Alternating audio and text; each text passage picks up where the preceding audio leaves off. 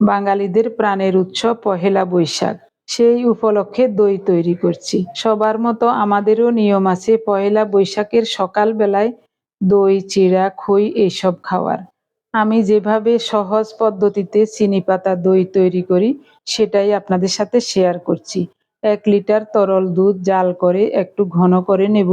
এরপরে স্বাদ মতো চিনি মেশাবো। চিনিটা যার যার ইচ্ছা মতো মেশানো যায়।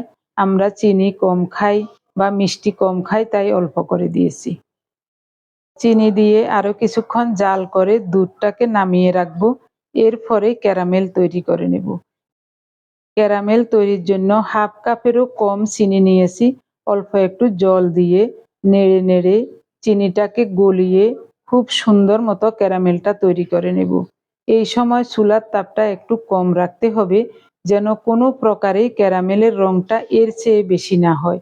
এর চেয়ে বেশি কড়া হয়ে গেলে ক্যারামেলটা পুড়ে যাবে।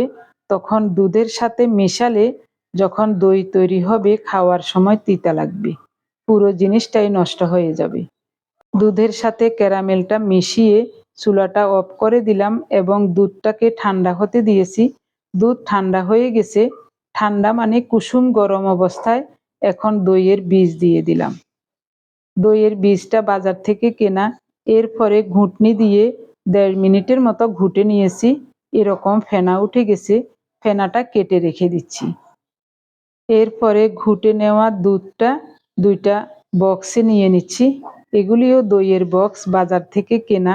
বিভিন্ন সময় কিনেছিলেন, তো আমি বক্সগুলো ধুয়ে রেখে দিয়েছি। এগুলিতে আমি দই তৈরি করি। দইয়ের জন্য এভাবে দুধ রেডি করে যে কোনো পাত্রে দিবেন, ওই পাত্রেই দই জমে যাবে। দই তৈরি করতে বিশেষ কোনো পাত্রের প্রয়োজন হয় না। এখন একটা টাওয়েল দিয়ে ভালো করে মুড়িয়ে রাখবো, যেন বক্সগুলো একটু গরম থাকে। আবারও একটু বলে দেই, দুধটা যখন ঠান্ডা করেছি তখন একেবারে ঠান্ডা করি নাই, কুসুম গরম অবস্থায় দইয়ের বীজ দিয়েছি। একেবারে ঠান্ডা অথবা বেশি গরম হলে দই হবে না। সারা রাত এই জায়গায় বক্সগুলি ছিল। এখন সকালবেলা দেখুন দইটা কত সুন্দরভাবে জমে গেছে। গতকাল রাত 8টার পরে দই বসিয়েছিলাম। এখন দইটা কত সুন্দরভাবে জমেছে দেখুন।